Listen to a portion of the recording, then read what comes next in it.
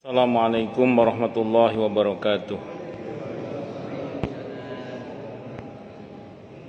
Bismillahirrahmanirrahim. Alhamdulillahi rabbil alamin. Wa bihi nasta'inu ala umurid dunya waddin. Wassalatu wassalamu ala asyrafil anbiya'i wal mursalin. Sayyidina wa habibina wa syafi'ina wa qurrati a'yunina wa maulana Muhammadin wa ala alihi wa ashabihi wa dzurriyyatihi ajma'in, amma ba'd. Asyhadu an la ilaha illallah Asyhadu an la ilaha illallah wa asyhadu anna Muhammadar Rasulullah wa ufawwidu amri ilallah innallaha basirun bil ibad. Hasbiyallahu la ilaha illa huwa alaihi tawakkaltu wa huwa rabbul arsyil azim. Qala Allah Ta'ala fi kitabihil karim hikayatan an Nabiyillahi Musa alaihi salam. Rabbi syrah li sadri wa yassir li amri wahlul 'uqdatam min lisani yafqahu qawli. Para alim, para asatid, para asatidah, para bapak dan ibu sekalian, hafizoni wa hafizakumullah, bil khusus segenap pengurus Masjid Al-Furqan Jatiunggul yang semoga pengurusnya dan jamaahnya selalu dalam naungan rahmat, barokah, perlindungan serta bimbingan Allah Subhanahu wa taala. Amin Allahumma amin insyaallah. Allahumma inna nas'aluka ilman nafi'a wa rizqan thayyiba wa amalan mutaqabbala wa fatahallahu lana futuhal arifin. Allahumma inna na'udzubika min ilmi la yanfa' wa amali la yurfa' wa qalbi la yakhsha' wa du'a la yusma'. Allahumma ati anfusana taqwaha wa zakkiha anta khairu man zakkaha anta waliyuha wa maulaha. Amin Allahumma amin insyaallah. Masih melanjutkan kajian kita Kitab Fiqhus Sunnah karya Said Sabiq rahimahullah rahmatan wasi'ah wa rahimallahu ulama al-muslimin. Qala al-muallif rahimahullahu ta'ala wa nafa'ana bihi wa bi'ulumihi fid dharain amin. Bismillahirrahmanirrahim. Hukum imam yang beralih menjadi makmum. Seorang imam boleh berpindah tempat menjadi makmum jika ia harus mundur diganti dengan hadirnya seorang imam yang telah ditentukan di masjid setempat. Hal ini berdasarkan hadis berikut. Sahal ibn Sa'ad radhiyallahu an meriwayatkan bahwa Rasulullah Muhammad sallallahu alaihi wasallam pergi ke Bani Amr ibn Auf untuk mendamaikan mereka. Ketika datang waktu salat, datanglah seorang muadzin kepada Abu Bakar radhiyallahu anhu seraya berkata, apakah Anda akan sholat bersama orang-orang sehingga aku kumandangkan azan? Abu Bakar menjawab, ya. Abu Bakar radhiyallahu anhu pun mengerjakan sholat. Kemudian Rasulullah Muhammad sallallahu alaihi wasallam datang ketika orang-orang sedang melakukan sholat. Lalu beliau masuk ke dalam barisan, sedangkan orang-orang saling bertepuk tangan, saling menepuk tangan mereka. Tetapi Abu Bakar radhiyallahu anhu tidak menoleh ke belakang. Ketika semakin banyak orang yang menepuk tangan, Abu Bakar menoleh ke belakang dan ia melihat Rasulullah Muhammad sallallahu alaihi wasallam. Lalu ia memberikan isyarat kepada Rasulullah Muhammad sallallahu alaihi wasallam agar menempati posisinya sebagai imam. Lalu Abu Bakar As-Siddiq radhiyallahu anhu mengangkat kedua tangannya seraya memuji kepada Allah sebagaimana yang telah Rasulullah sallallahu alaihi wasallam perintahkan kepadanya. Kemudian Abu Bakar mundur hingga masuk dalam barisan dan Rasulullah Muhammad sallallahu alaihi wasallam maju menjadi imam. Ketika selesai salat, beliau berkata, "Wahai Abu Bakar, apa yang mencegahmu untuk tetap menduduki tempatmu menjadi imam meskipun aku memerintahkan kepadamu?" Abu Bakar menjawab, tidaklah pantas anak Abu Quhafah salat di hadapan atau di depan Rasulullah Muhammad sallallahu alaihi wasallam. Rasulullah Muhammad sallallahu alaihi wa alihi wasallam lantas bersabda, "Ma li ra'aitukum aktsartum at-tasfiqa. Man nabahu syai'un fi salati falyusabbih. Fa innahu idza sabbaha iltafata ilaihi wa innama tasfiqu lin-nisa." Mengapa kalian bertepuk tangan tadi? Barang siapa mengingatkan sesuatu ketika salat, hendaklah ia mengucapkan tasbih. Jika dibacakan tasbih, hendaklah ia menoleh. Tepuk tangan itu untuk kaum wanita. Ada beberapa pelajaran. Yang pertama, pentingnya masjid itu punya imam tetap ya. Pentingnya masjid itu punya imam tetap. Sehingga tidak boleh menjadi imam kecuali imam tetap itu atau yang diizinkan oleh imam tetap itu. Itu satu. Yang kedua, tentang bolehnya seorang makmum berubah menjadi imam dan imam berubah menjadi makmum. Tapi ini jarang terjadi. Jarang terjadi. Jadi suatu saat Abu Bakar As-Siddiq radhiyallahu an, beliau menjadi imam.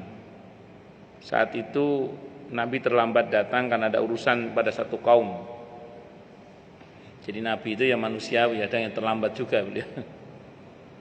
Dan harus pernah supaya nanti kalau terjadi serupa ada solusinya kita umatnya ini. Nah, rupanya orang-orang pada bertepuk tangan ketika Nabi datang itu. Begitu Abu Bakar menoleh, ternyata ada Nabi Muhammad SAW. Maka beliau pun mundur, padahal Nabi ngasih isyarat agar tetap. Tapi Abu Bakar mundur, maka Nabi pun maju sebagai imam dan Abu Bakar pun mundur sebagai makmum. Satu sisi mentaati perintah Nabi itu kan keharusan.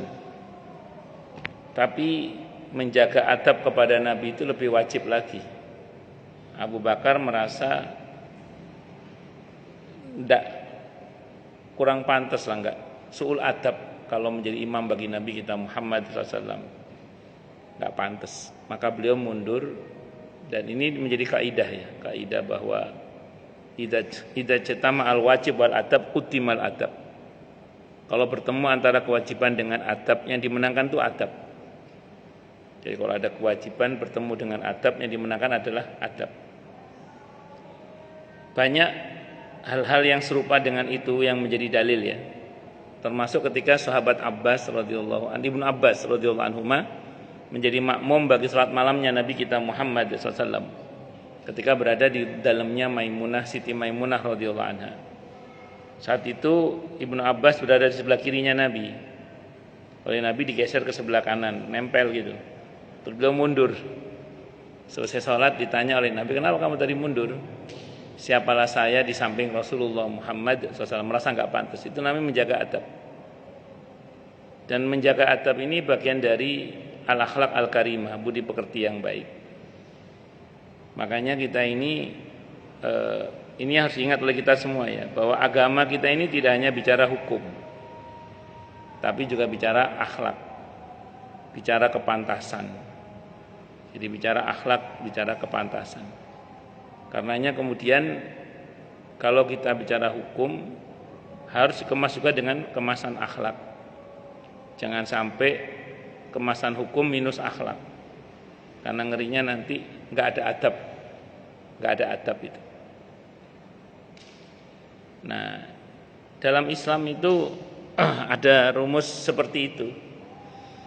Makanya kan Nabi sampai mengingatkan kepada kita bahwa tidaklah termasuk golonganku yang tua tidak menyayangi yang muda tidak menghormati yang tua. Ini bagian dari adab juga ini. Jadi bagaimana yang tua menyayangi yang muda menghormati yang tua. Ini bagian dari adab yang harus dijaga dalam Islam. Satu contoh lagi misalnya bahwa adab itu lebih utama daripada kewajiban dalam hal ini. Itu adalah ketika di perjanjian Hudaybiyah. Nabi kita Muhammad sallallahu alaihi wasallam saat itu tidak boleh tertera nama beliau dengan nama Muhammad Rasulullah. Pihak kafir Quraisy maunya Muhammad ibn Abdullah, dan pihak kafir Quraisy meminta agar kata Rasulullah dihapus. Maka Nabi kita Muhammad sallallahu alaihi wasallam bersabda kepada Sayyidina Ali bin Abi Thalib radhiyallahu anhu, Ali, hapus kata Muhammad.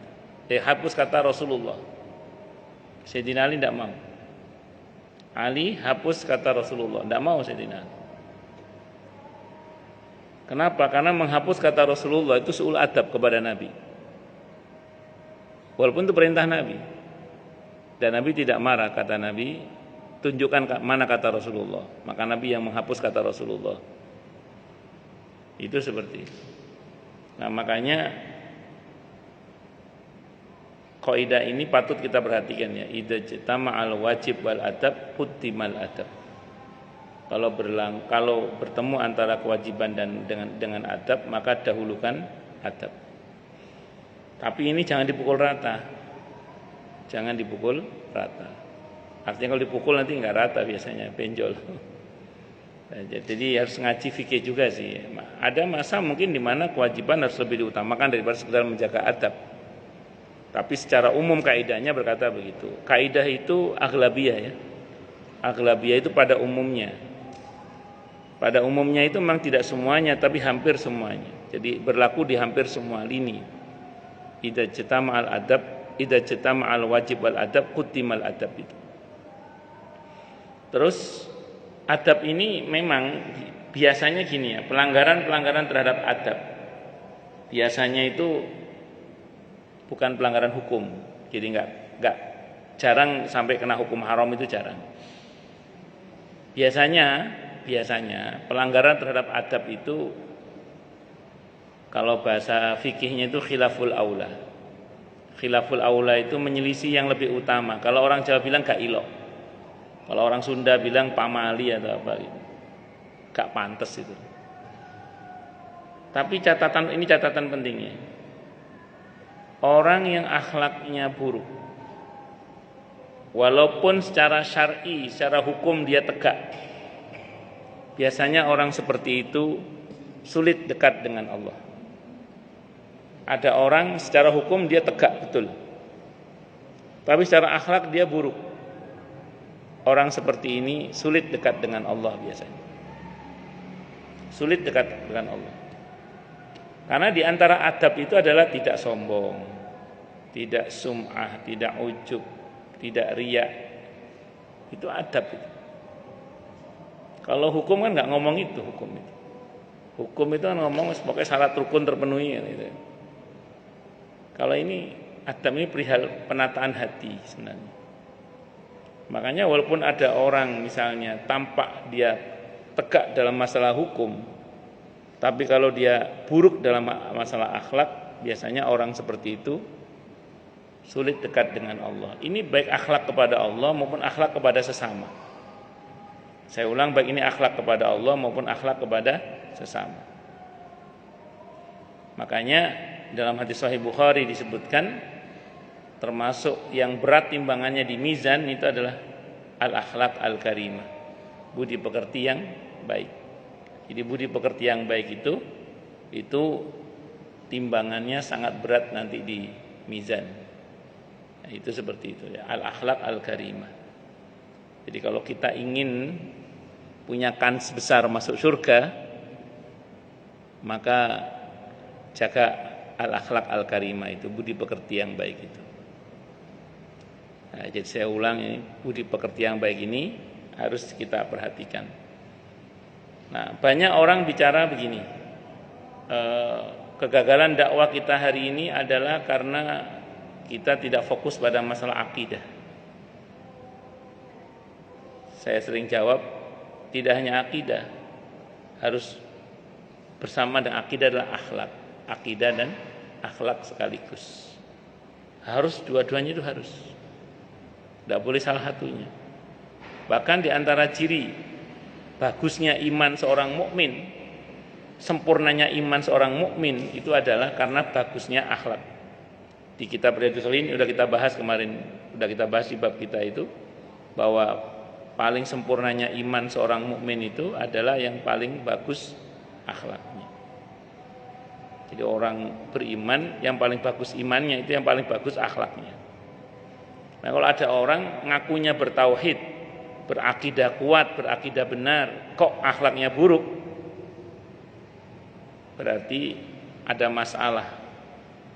Ada masalah pada apa yang dia pelajari tentang masalah akidah itu. Karena saya ulang, harusnya orang itu semakin bagus akidahnya, semakin bagus pula akhlaknya. Karena Nabi yang menyabdakan bahwa paling sempurnanya iman seorang mukmin itu adalah yang mukmin yang paling sempurna imannya dan yang paling bagus akhlaknya.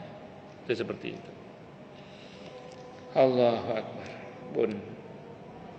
Terus pelajaran berikutnya dalam riwayat ini adalah kalau untuk laki-laki, kalau mengingatkan imam itu dengan tasbih. Kalau mengingatkan imam dengan tasbih, kalau perempuan dengan tepuk tangan. Ada yang mengatakan tepuk paha. Kalau tepuk paha pakai mukena enggak keras. Ini tepuk tangan untuk mengingatkan imam. Nah, pertanyaannya, kalau imam diingetin enggak bisa gimana? Misalnya imamnya belum baca Fatihah, langsung surah, makmum subhanallah, imamnya pede aja terus subhanallah.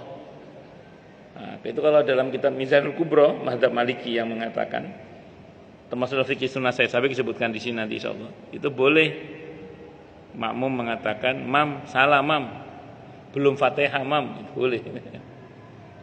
Kalau terpaksa. Subhanallah kok masih terus aja, subhanallah kok terus, subhanallah kok terus, berarti ini imamnya iya kepedean ini. Nah, karena kepedean akhirnya boleh mam belum Fatihah mam, boleh nggak apa-apa, boleh kalau terpaksa. Lanjut, perihal makmum yang masbuk. Masbuk sini pengertiannya kehilangan Fatihahnya imam ya. Bagi makmum yang tertinggal dan ia mendapati imam sudah melaksanakan sholat, hendaklah ia melakukan takbiratul ihram dengan berdiri, lalu mengikuti apa yang sedang dilakukan imam. Tidaklah seorang makmum dihitung mendapatkan 1 rakaat bersama imam kecuali jika ia masih mendapati rukuk dengan sempurna bersama dengan imam. Jika imam telah rukuk, hendaklah ia menyusul rukuk dengan meletakkan kedua tangannya pada kedua lututnya sebelum imam bangkit dari rukuk. Misalnya, makmum saya masuk ya, masbuk ya. Imam sudah baca Fatihah selesai. Saya kan baru masuk. Allahu Akbar. Itu kalau di dalam mazhab Syafi'i jangan baca iftitah dulu. Langsung baca Fatihah. Bismillahirrahmanirrahim. Alhamdulillahirabbil alamin. Kalau tiba-tiba imam rukuk padahal Fatihah belum selesai. Kan belum selesai Fatihah saya. Imam udah rukuk, maka kita ikut rukuk tidak apa-apa. Tapi kalau kita baca dari iftitah dianggap sembrono. Karena sembrono berarti kalau imam rukuk suruh menyelesaikan Fatihahnya itu. Kalau dalam mazhab Syafi'i suruh selesaikan. Selama tidak ketinggalan 3 rukun tawil, itu masih dapat 1 rakaat. Itu seperti itu. Karena tadi kita takbiratul ihramnya bersama dengan imam. Itu seperti itu. Nah, jadi yang aman itu begitu kita takbir Allahu Akbar, itu kita langsung Fatihah, jangan iftitah dulu. Supaya nanti kalau imam rukuk kita langsung bisa ikut rukuk. Ada yang mengatakan minimal 3 ayat yang terbaca. Ada yang mengatakan tidak harus, yang penting sebagian Fatihah terbaca enggak ada masalah. Ikuti imam setelah itu.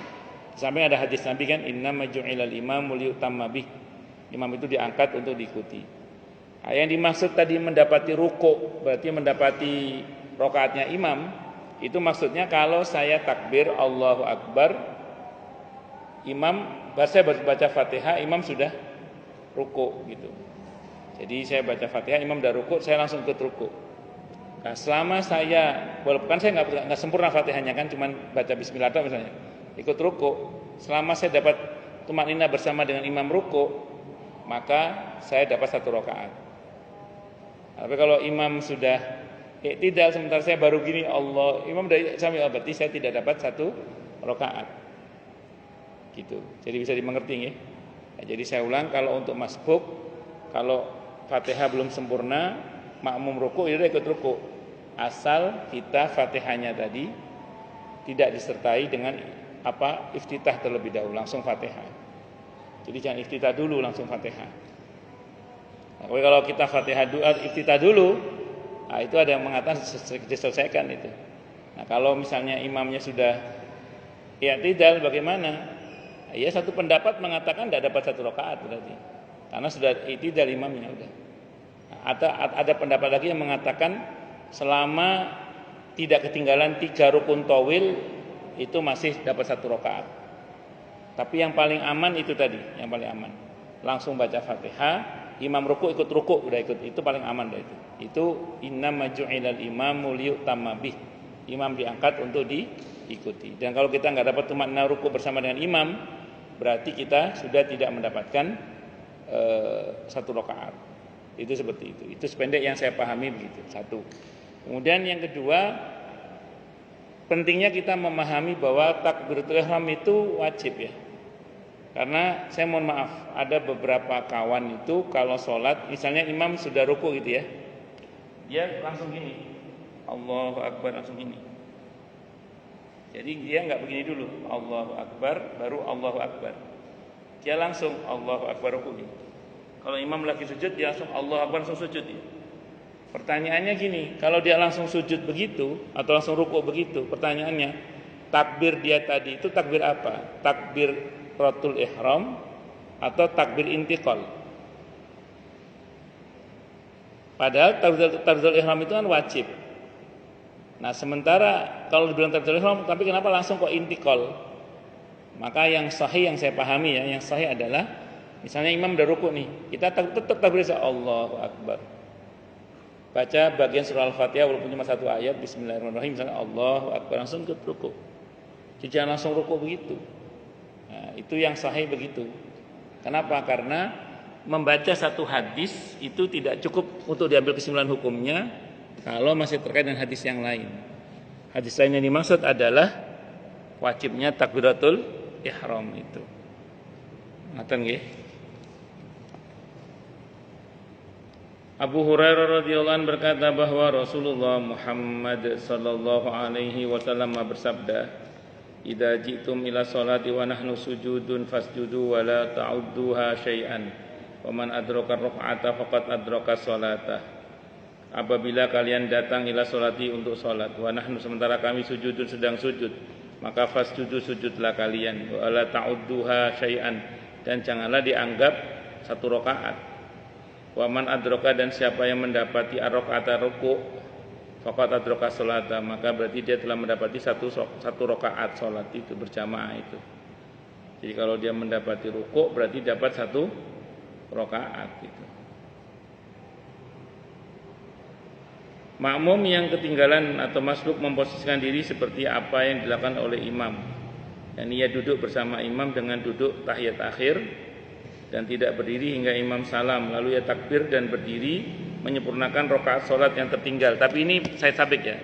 Kalau di Minhajut Talibin yang pernah saya baca mazhab Syafi'i, walaupun imam duduknya tahiyat akhir tawarruk, makmum tetap iftirash. Jadi tidak tawarruk. Mungkin kalau saya sabik ini pertimbangannya lebih kepada itu ya. Ju'ilal imamu liutamma bi, imam untuk diikuti. Maka kalau imam tahiyat akhir, makmum ikut duduk tahiyat akhir, iftirash, tawarruk berarti. Nah, tapi kalau dalam mazhab Syafi'i enggak. Kalau dalam mazhab Syafi'i itu yang saya pahami dalam kitab Minhajul Talibin itu, posisi makmum tetap kembali kepada asal muasal posisinya.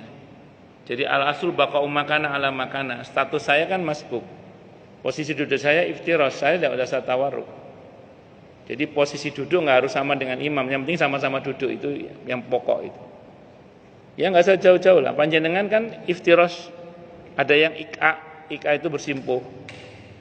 Apakah harus sama duduk iftirashnya? Sebagaimana imam iftirash, kita iftirash, padahal ternyata kita enggak bisa iftirash, enggak harus. Yang penting sama-sama duduk. Nah, termasuk juga kalau jenengan beda madhab. Imamnya subuh 2 rakaat tawarruk. Jenengan termasuk iftirosh atau dibalik misalnya. Apakah akan harus sama dengan imam? Cara duduknya enggak harus. Itu kalau dalam mazhab Syafi'i enggak harus. Yang penting sama-sama duduk. Nah, saya karena bermadzhab Syafi'i dalam Minhajut Thalibin itu, walaupun imam sudah tahiyat akhir, karena saya masbuk, berarti saya masih iftirosh, bukan tawarruk misalnya gitu. Udzur tidak sholat berjamaah.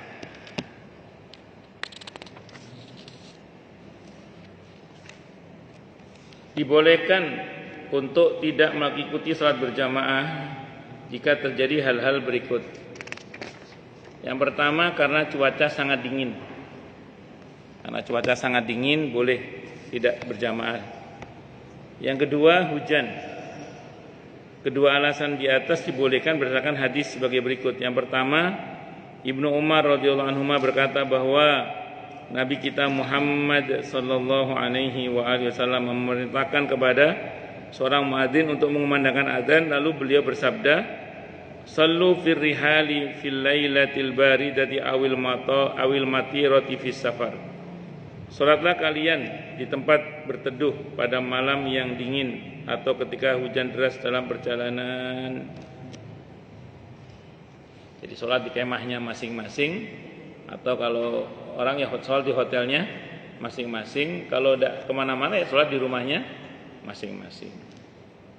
Yang kedua, Jabir berkata, kami pergi bersama Rasulullah Muhammad sallallahu alaihi wasallam dalam sebuah perjalanan, kemudian kami berkehujanan, maka beliau bersabda, liyusalli man syaa minkum fi rahlihi, bagi yang berkenan dipersilakan untuk melaksanakan salat di tempat berteduhnya masing-masing, maksudnya tidak harus keluar untuk jamaah. Ibnu Abbas radhiyallahu anhu berkata bahwa ia berkata kepada muadzinnya pada hari ketika hujan turun hujan, jika dikatakan kepadamu asyhadu anna Muhammadar Rasulullah, maka janganlah kamu katakan hayya 'alas shalah setelah itu, tetapi katakanlah salatlah kalian di rumah-rumah kalian. Sallu ayyuhan nasu fi buyutikum, itu sallu ayyuhan nasu fi rihalikum. Muadzin itu menjawab, kelihatannya orang-orang mengingkari hal itu. Maka Ibnu Abbas berkata, apakah kalian heran dengan hal ini?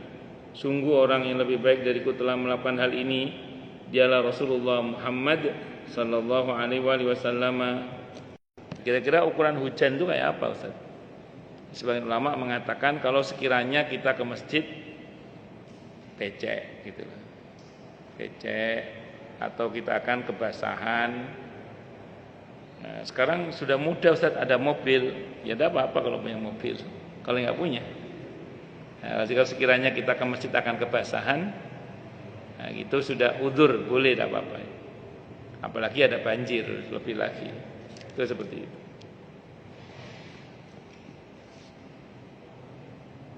Yang ketiga, ketika dihadapkan dengan hidangan makanan. Nah, ini.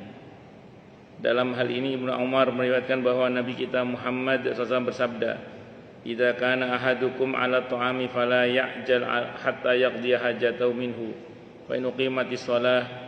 Apabila ada siapa salah di antara kalian sedang dihadapkan pada makanan, maka jangan buru-buru hingga dia menyelesaikan hajatnya dari makan tersebut. Wa in uqimatis shalah, sekalipun salat sudah diiqomai, tapi dengan catatan lapar dan makanan sudah dihidangkan. Ada yang mengatakan ini konteksnya puasa ini. Ada yang mengatakan konteksnya apa? Puasa. Jadi habis sholat maghrib ceritanya. Ini cerita habis sholat maghrib, terus melanjutkan buka yang tadi sudah takjil. Nah, di tengah-tengah buka puasa habis maghrib itu ada adzan isya berkumandang. Ibnu Umar tetap melaksanakan makannya sampai selesai walaupun sudah diqomai sholat itu. Kalau bahasanya Nabi, atimul asya qoblal isya, sempurnakanlah makan malammu sebelum sholat isya. Nah, jadi itu konteksnya puasa. Ada yang mengatakan konteksnya puasa. Nah, tapi dalil itu bisa berlaku umum sebagaimana teksnya juga. Nah, jadi intinya satu, kalau lapar makanan terhidang. Kata para ulama lebih baik makan ingat sholat daripada sholat ingat makan. Tapi syaratnya dua ya. lapar dan makanan sudah terhidang. Nah, kalau belum ada makanannya mending sholat dulu. Itu seperti itu. Yang berikutnya menahan buang hajat. Itu baik pipis maupun pup ataupun kentut. Siti Aisyah radhiyallahu anha mendengar Rasulullah sallallahu alaihi wasallam bersabda, "La salata bi hadrati ta'ami wa lahu wa yudafi'uhu al-akhbasan." Tidaklah sempurna salat seorang yang sedang menghadapi hidangan makan dan juga ketika menahan untuk buang hajat. Jadi kalau ada acara direncanakan sebelum zuhur sudah break, ternyata saat menikmati hidangan ada kumandang adzan, yang betul selesaikan makannya baru ke masjid sholat. Jadi jangan buru-buru ke masjid sementara makanannya belum selesai. Yang betul selesaikan makan, nah, baru ke masjid. Gak dapat jamaah Ustaz, tidak apa-apa kloter kedua, buka kloter kedua, tidak ada masalah. Yang penting kita sudah punya niat untuk berjamaah. Abu Darda yang kedua dilarang juga menahan kentut. Sering dapat pertanyaan begini saya itu, Ustaz kepingin kentut, cuman rakaat tinggal 1 Ustaz. Bagaimana itu Ustaz? Ya kalau nggak terlalu parah nahannya dan sekiranya memang itu kebiasaan, kalau dituruti kentut melulu ini, ya udah nggak apa-apa, teruskan sampai selesai. Tapi kalau sekiranya mules yang nampak, maaf ya, harus segera dikeluarkan dan itu bahaya kalau ditahan, maka sebaiknya dikeluarkan saja. Batal ya batal, ulangi lagi.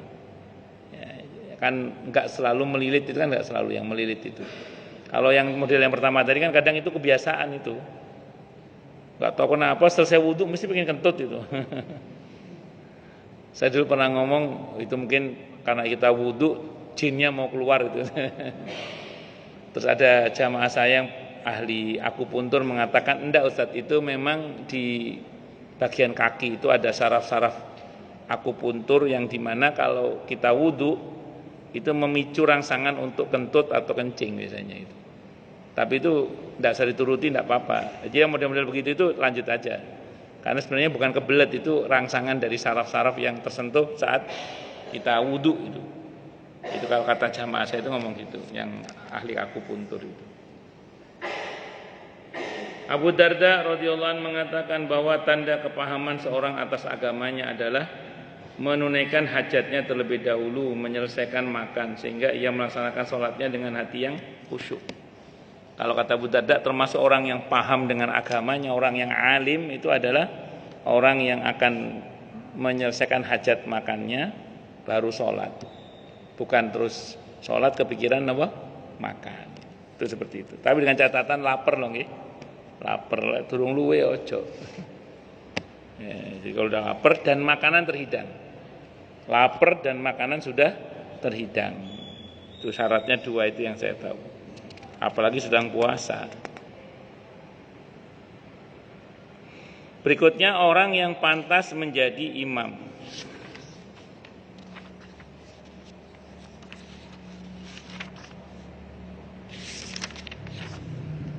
Orang yang lebih berhak menjadi imam adalah orang yang paling pandai dan bagus bacaan Al-Qur'annya.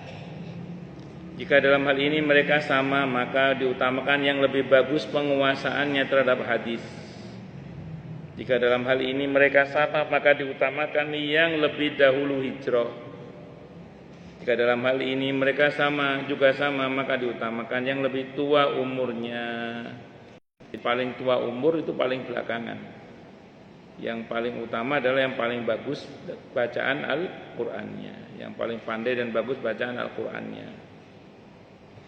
Kalau sama-sama dipilih yang paling bagus pengertiannya tentang hadis, penguasaan tentang hadis. Jika masih sama juga siapa yang lebih dulu hijrah ke sini, terakhir baru umur. Nah, lalu bagaimana dengan masjid-masjid kayak di Al-Furqan yang digilir itu Ustaz? Jadi ada imam rolling, imam rawatib, imam rolling. Ya sesuai dengan jadwalnya aja. Sesuai dengan jadwalnya. Ini maksudnya seandainya terjadi harus memilih di antara dua orang. Seandainya harus memilih. Ya kalau memang di masjid itu ada stok imam banyak ya alhamdulillah. Berarti tidak usah khawatir defisit imam kan. Karena stok imamnya banyak. Itu seperti itu. Hadis yang menjelaskan tentang masalah ini antara lain sebagai berikut. Abu Sa'id Al-Khudri radhiyallahu anhu berkata bahwa Rasulullah Muhammad sallallahu alaihi wasallam bersabda, "Idza kanu salasatan falyaummahum ahaduhum." Apabila mereka bertiga maka hendaklah menjadi imam salah satu di antara kalian. Wa haqquhum bil imamati aqra'uhum. Dan yang paling berhak menjadi imam di antara tiga orang itu adalah yang paling bagus bacaan Al-Qur'annya. Yang dimaksud dengan aqra' yang lebih pandai bacaannya adalah yang lebih banyak hafalan Al-Qur'annya maksudnya. Amr bin Salamah radhiyallahu an berkata bahwa Rasulullah Muhammad sallallahu alaihi wasallam bersabda liya ummakum aktsarukum Qur'anan. Hendaklah mengimami kalian siapa aktsarukum yang paling banyak di antara kalian apanya Qur'anan Al-Qur'annya. Maksudnya paling banyak hafalan Al-Qur'annya. Berikutnya Ibnu Mas'ud radhiyallahu anhu berkata bahwa Rasulullah Muhammad sallallahu alaihi wasallam bersabda, "Ya ummul qauma aqra'uhum li kitabillah." Mengimami satu kaum, hendaklah mengimami satu kaum orang yang paling bagus di antara mereka bacaannya terhadap kitabullah, yaitu Al-Qur'an maksudnya. Paling bagus bacaan Al-Qur'annya. Fa in kanu fil qiraati sawaan, kalau di antara mereka bacaan Qur'annya sama-sama bagus, ya sama-sama banyak hafalannya, maka fa'alamuhum bisunnah. Maka siapa di antara mereka yang paling mengerti sunnah? Hadis. Wa in kanu fi sunnati sawaan, kalau pengetahuan mereka tentang hadis sama, maka fa'aqdamuhum hijratan, yang paling dahulu hijrah. Yang lebih dulu datang ke sini siapa? Wa in fa in kanu fil hijrati sawaan, kalau keduanya sama bareng datangnya hijrahnya ke kampung Jatiunggul ini, maka fa'aqdamuhum sinnan, yang paling tua umurnya. Wala ya ummanna rajulur rajula fi sultanihi, dan tidak boleh seseorang itu mengimami orang lain di wilayah kekuasaannya, di wilayah kekuasaan laki-laki yang berhak menjadi imam. Jadi kayak di sini sudah ada imam tetap. Saya tidak boleh tiba-tiba maju, tidak boleh, kecuali atas izin imam. Wala taqud fi baiti, dan tidak boleh duduk di rumahnya ala takrimatihi illa biidni. Jadi tidak boleh duduk, tidak seseorang tidak boleh menjadi imam di wilayah orang lain sementara orang setempat menjadi makmum. Janganlah seorang duduk di rumah orang lain kecuali dengan izinnya. Tidak boleh menjadi imam di wilayah orang lain kecuali dengan izin imam setempat ya. Kemudian yang kedua, tidak boleh duduk di rumah seseorang kecuali dengan izin yang punya rumah. Kalau sekarang mungkin jarang. Kalau dulu itu kan rumah nggak ada pagernya.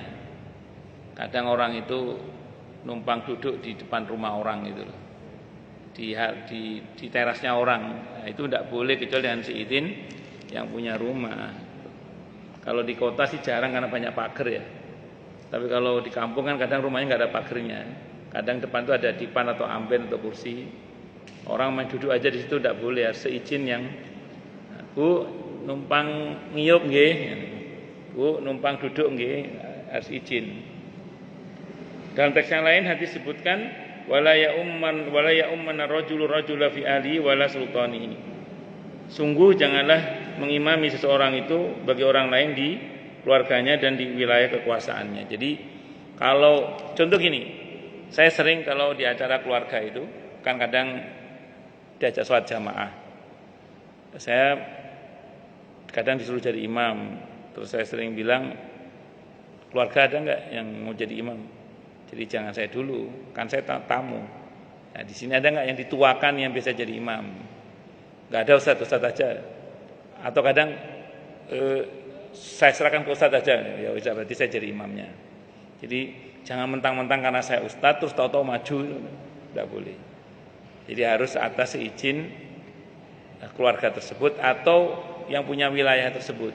Ya misalnya di situ sudah ada imamnya, nggak boleh kita selonong boy, tidak boleh. Sa'id bin Mansur berkata bahwa Rasulullah Muhammad sallallahu alaihi wasallam bersabda, "Wala ya umur rajul rajula fi sultani wala taqut ala takrimati fi baitihi ila biidni." Janganlah seorang menjadi imam atas orang lain di dalam wilayah kekuasaannya dan jangan pula duduk di rumah seseorang kecuali dengan izinnya. Maksudnya bahwa penguasa pemilik rumah dan imam di suatu majelis lebih berhak untuk menjadi imam dalam sholat dalam wilayahnya dan wilayahnya itu daripada yang lain selagi ia tidak mempersilakan posisi imam itu kepada yang lain. Abu Hurairah radhiyallahu anhu berkata bahwa Nabi kita Muhammad sallallahu alaihi wasallam bersabda, "La yahillu lirajulin ya yu'minu billahi wal yaumil akhir aya umma qauman illa biidni wa la yakhusu nafsahu bi da'watin dunahum fa in fa'ala faqad khanahum." Tidak diperbolehkan bagi orang yang beriman kepada Allah dan hari kiamat untuk menjadi imam satu masyarakat kecuali dengan izin mereka, dan tidak mengkhususkan doa bagi dirinya tanpa mendoakan mereka. Jika ia melakukannya maka ia telah berkhianat kepada mereka. Jadi imam itu tidak boleh berdoa khusus untuk dirinya, tidak boleh. Berarti dia harus berdoa untuk makmumnya juga. Nah, ini dipakai dalil oleh sebagian para ulama adanya doa setelah sholat berjamaah. Ini dipakai dalil oleh sebagian para ulama adanya doa setelah sholat berjamaah. Jadi kalau habis sholat berjamaah, imam berdoa tidak boleh berdoa hanya untuk dirinya, tapi juga untuk makmumnya juga. Makanya imam berdoa, makmumnya mengaminkan. Ada yang memahami begitu hadis ini. Walaupun mungkin ada juga yang memahami tidak begitu, au kama qala. Nah, terus makanya kalau ada orang menjadi imam, selesai jadi imam terus dia memimpin doa, itu bukan bid'ah itu. Sependek yang saya baca berdasar hadis ini di antaranya. Nah, kalaupun misalnya ada yang tidak juga silakan aja, kan masing-masing.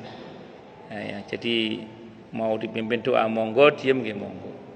Tapi jangan menuduh bahwa orang yang berdoa setelah sholat fardu itu tidak ada dalilnya, ada dasarnya juga. Di antaranya ini yang saya tahu. Wallahu a'lam bishawab. Siapakah yang boleh menjadi imam? Wallahu a'lam bishawab. Monggo silakan yang mau tanya, protes, marah boleh, silakan. Masalah yang lain boleh. Kalau nggak ada saya teruskan.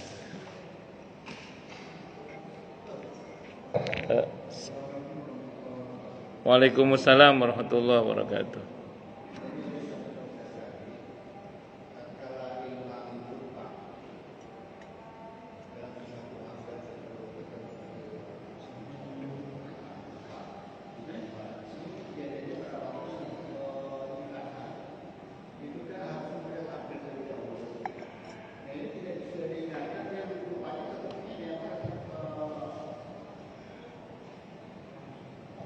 Assalamualaikum warahmatullahi wabarakatuh. Waalaikumsalam warahmatullahi wabarakatuh. Bedanya di daerah dan itu di sholat idnya di tempat terbuka.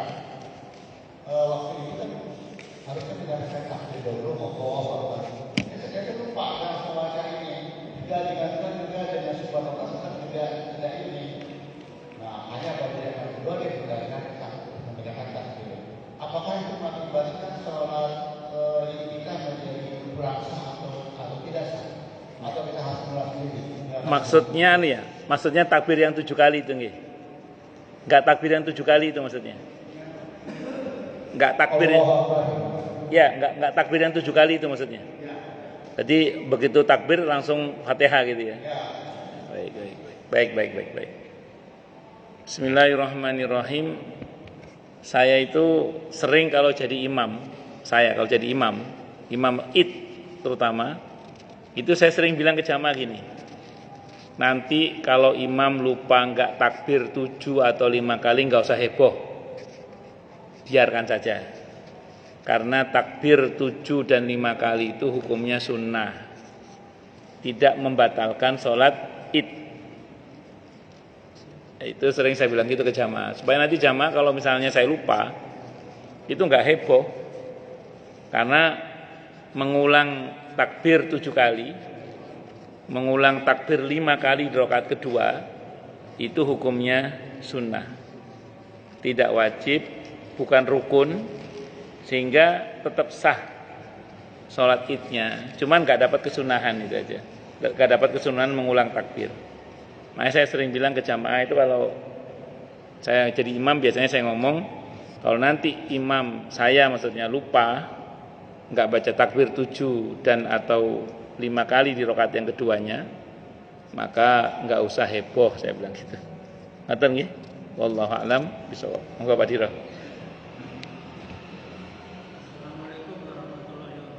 Waalaikumsalam warahmatullahi wabarakatuh.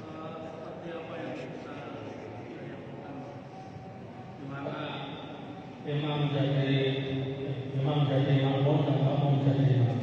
Barangkali kalau di saat ini atau mungkin belum pernah terjadi, Pak, kecuali pada saat Nabi kita dan para sahabat. Itu yang saya tanyakan, sampai imam sudah mulai baca mungkin apa kita ini baru sampai, atau bagaimana, Pak? Soalnya kan pada waktu sholat jamaah itu kan sebelum dimulai kan ke belakang dulu imamnya, mungkin di kanan, apakah waktu itu Nabi kita sudah ada di barisan pertama atau mungkin belum kelihatan, sehingga imamnya itu dilaksanakan oleh salah dari Abu Bakar Rasulullah. Itu, Pak. Yang kedua, ada jamaah kita itu ketinggalan, Pak. Jadi dia tidak mendapatkan rukunnya saat dia niat Allahu Akbar, langsung ikut sujud, dan akhirnya dia ikut salam. Saya bilang ini, Pak, salam kurang satu, karena ini tidak dapat sujudnya, rukunnya. Terus dia bilang, oh ya Pak, saya ulangi di rumah saja. Ya begitu, Pak. Jadi mungkin tidak di sini karena mungkin malu kali, Pak. Yang pertama, prakteknya bagaimana? Saya juga nggak bisa bayangkan bagaimana prakteknya itu, nggak bisa bayangkan saya. Karena itu jarang terjadi itu. Dan nun sewu nggih, kalau saya punya anggapan, bisa jadi itu khusus hanya untuk sekelas Rasulullah Muhammad SAW, di mana memang nggak pantas yang bukan Nabi menjadi imam bagi Nabi, itu kan nggak pantas ya. Ya kalau cuman beda level Ustadz sama kayaknya itu, kalau saya memahami ya, itu khusus hanya untuk seorang nabi dan yang bukan nabi gitu loh. Kan non sewu nemen boten pantese ono nabi kok bukan nabi yang jadi imam, kira-kira gitu. Walaupun Abu Bakar itu gelarnya satu tingkat di bawah Nabi, As-Siddiq itu satu tingkat di bawah Nabi sebenarnya. Cuman kan kalau Nabi kan jaminan mutu, kira-kira gitu. Nah makanya saya memandang hadis itu bisa jadi itu khusus. Dan saya juga nggak bisa bayangkan bagaimana itu prakteknya. Karena sependek yang saya tahu mungkin hampir tidak pernah terjadi. Kecuali ya tadi memang nemen gak pantes sih, karena memang yang jadi makmum adalah seorang nabi dan rasul kan. Tapi di masa Imam Mahdi nanti, ketika Nabi Isa dipersilakan jadi imam oleh Imam Mahdi, kan beliau tidak mau. Sampaian saja, karena sholat ini diikomai untuk Anda, kata Nabi Isa. Nabi Isa jadi makmum. Berarti kalau saya memahami kayak ini khusus ini, Pak. Khusus untuk kasusnya Nabi Muhammad SAW, yang memang nggak pantas selain Nabi jadi imam gitu aja. Kalau Nabi Isa kan nanti di hari akhir kan turun bukan sebagai Nabi dan Rasul yang membawa risalah, bukan. Tapi sebagai Nabi dan Rasul yang berstatus sebagai umat Nabi Muhammad SAW itu. Itu Nabi Isa nanti di akhir zaman. Wallahu a'lam bishawab. Ngoten nggih. Yang kedua, harusnya Bapak tadi itu segera mengulang. Jadi kalau diingatkan dan sudah ngobrol kayak tadi itu, kalau jaraknya tidak lama dari sholatnya, langsung nambah 1 rakaat satu aja. Kalau dia pulang ke rumah kan berarti dia ngulang dari awal. Iya, karena iya, ya emang orang beda-beda sih mentalnya ya. Orang beda-beda mentalnya mungkin. Ya kita nggak bisa paksakan juga. Ya yang kalau itu terjadi pada panjenengan, itu yang betul adalah asal jarak antara obrolan itu dengan sholat yang Bapak salam tadi nggak terlalu lama, langsung nambah 1 aja. Nggih. Dan itu berdasarkan hadis yang sudah kita bahas kemarin. Ketika Nabi harusnya sholat 4 rakaat, 2 rakaat beliau udah salam. Kata para sahabat, ada seorang sahabat namanya Dzulyatain, sebutan Dzulyatain, ya Rasulullah, apakah Anda lupa? Enggak, kata Nabi. Apakah sholat diqashar? Enggak juga. Tapi tadi Anda cuma 2 rakaat ya Rasulullah. Terus Nabi konfirmasi ke sahabatnya, apa betul kata dia? Benar ya Rasulullah. Maka Nabi bergegas menuju ke tempat sholat yang saya ceritakan kemarin ya, bahwa gamis Nabi menyapu lantai. Berarti Nabi gamisnya di bawah mata kaki saat itu. Terus kemudian beliau sholat menjadi imam untuk menambah kurangnya yang 2 rakaat. Jadi cuma nambah 2 rakaat. Terus salam, sebelum salam sujud sahwi beliau. Nah itu di fikihnya dikatakan kemarin, kalau jarak antara pembicaraan tadi dengan sholatnya itu enggak terlalu lama, cukup nambah 2 rakaat sisanya itu. Tapi kalau pembicaraannya udah lama, misalnya udah pulang ke rumah, udah ngopi, udah ngobrol, baru ingat, ngulang dari awal kalau itu. Ngulang dari awal. Wallahu a'lam bishawab. Ngaten nggih. Monggo yang lain silakan kalau ada. Nggih, monggo.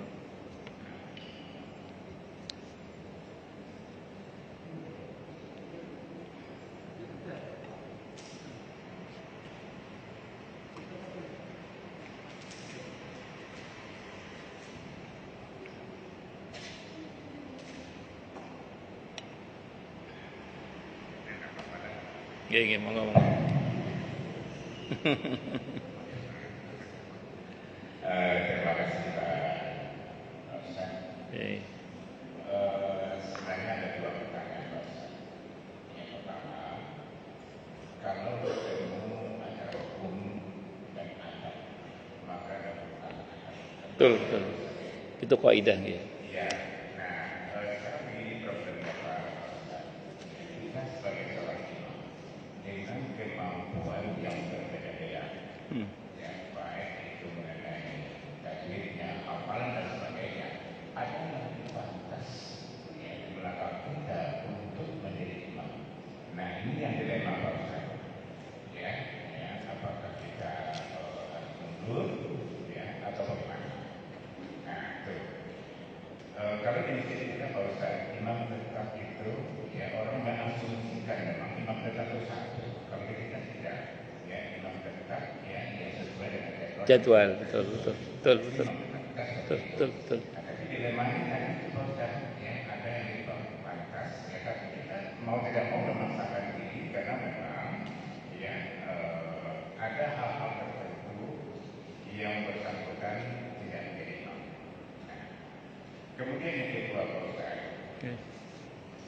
masalah imam memimpin doa. Nah ini juga problemnya Pak Ustaz. Ya, jemaah kita itu beragam.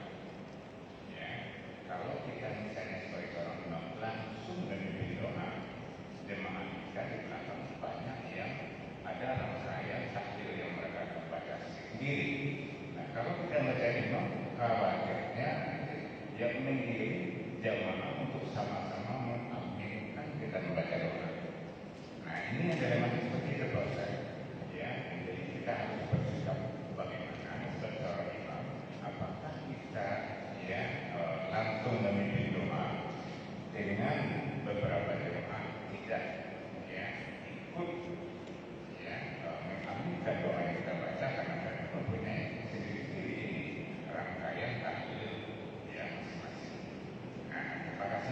Assalamualaikum warahmatullahi wabarakatuh. Yang pertama, sesuai dengan jadwal siapa yang jadi imam hari itu, yang paling berhak beliau, bukan yang dirasa lebih alim tadi. Yang lebih alim tadi, walaupun dianggap lebih alim dalam hal ini, tidak punya hak untuk menjadi imam kecuali diizinkan oleh yang punya jatah hari itu. Nah, kecuali beliau diizinkan, dan pilihan bagi beliau apakah mau atau tidak terserah. Nah, tapi kalau kita ambil pukul rata, Pak, nun sewu nggih, pukul rata kita lah. Rata-rata kan kemampuannya mirip-mirip lah gitu. Kecuali tiba-tiba Imam Sudais kesini. Ya, bolehlah kita merasa tidak pantas itu. Nah, biar beliau yang maju misalnya. Atau tiba-tiba ada Muammar ZA kesini misalnya. Beliau lah yang maju, jangan kita. Gitu. Karena kita jauh banget gitu, jauh banget. Nah, jadi mengukur saja. Jadi kalau masih, maaf ya, kayak saya dan penjelasan semua kan rata-rata lah. Kemampuan baca Quran kita rata-rata. Kecuali yang memang beda banget gitu, ya itu monggo lah. Misalnya tiba-tiba Imam Masjid Madinah datang ke sini, wah, ya tentu beliau yang patut menjadi imam, jangan kita itu. Walaupun kita imam rawatibnya gitu, nggak kurang patut karena sudah ada yang mencolok bedanya gitu lah. Itu seperti itu, kira-kira gitu. Tapi selagi masih sama-sama kayak kita ini, ya imam rawatib lebih berhak dalam hal ini. Kira-kira gitu ukuran yang ya.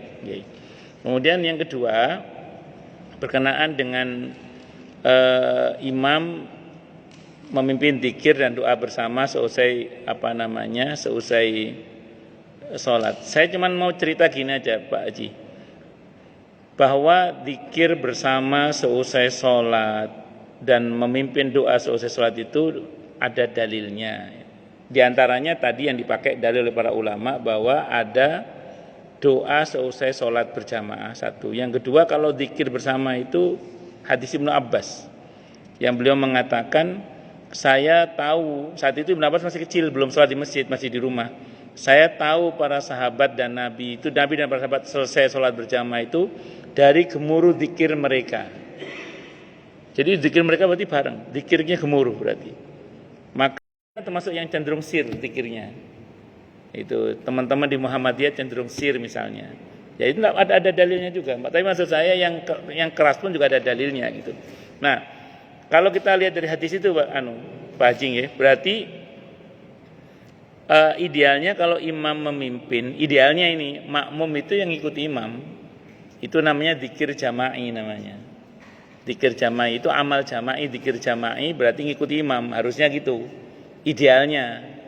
Namun kalau dirasa misalnya masing-masing punya dzikir sendiri, selama tidak mengganggu dzikir bersama itu tidak ada masalah. Jadi misalnya, maaf saya punya dzikir sendiri yang mungkin tidak sama dengan imam, saya baca sendiri. Yang penting selama saya tidak mengganggu yang lain tidak ada masalah. Jadi jangan mentang-mentang punya dzikir sendiri terus dikeraskan mengganggu yang lain, jangan. Itu mengganggu ritme namanya. Mengganggu ritme. Nah, ngeten nggih. Jadi intinya saya cuma mau menyampaikan saja bahwa dzikir bersama sholat itu ya ada dasarnya, termasuk juga berdoa setelah sholat berjamaah. Walaupun yang sir pun itu juga ada dalilnya. Cuman saya sampaikan di sini ini agar kalau sewaktu-waktu ada imam yang mimpin dzikir bersama, doa bersama, kita tidak langsung nyetempel, wah ahlul bid'ah ini, enggak. Karena masing-masing punya argumentasinya sendiri-sendiri. Wallahu a'lam bishawab. Ngaten nggih? Cukup dulu atau ada lagi? Cukup nggih? Kita tutup dengan hamdalah. Alhamdulillahirabbil alamin. Semoga kajian kita bisa bermanfaat, mubarakah fid dini wad dunya wal akhirah untuk kita, keluarga kita dan seluruh umat Islam semuanya. Dan mudah-mudahan kita semua dijadikan oleh Allah sebagai orang-orang yang sukses dunia akhirat, selamat dunia akhirat, bahagia dunia akhirat, dan dipermudah setiap urusan kita oleh Allah fid dini wad dunya wal akhirah. Semoga Allah limpahkan hidayah selalu untuk kita. Semoga Allah tingkatkan selalu hidayah untuk kita, dan semoga Allah berikan hidayah untuk siapapun yang melihat kita. Subhanakallahumma bihamdika asyhadu an la ilaha illa anta astaghfiruka wa atubu ilaik. Sallallahu alaihi Muhammad wa ala alihi wasallam. Saya mohon maaf. Wassalamualaikum warahmatullahi wabarakatuh.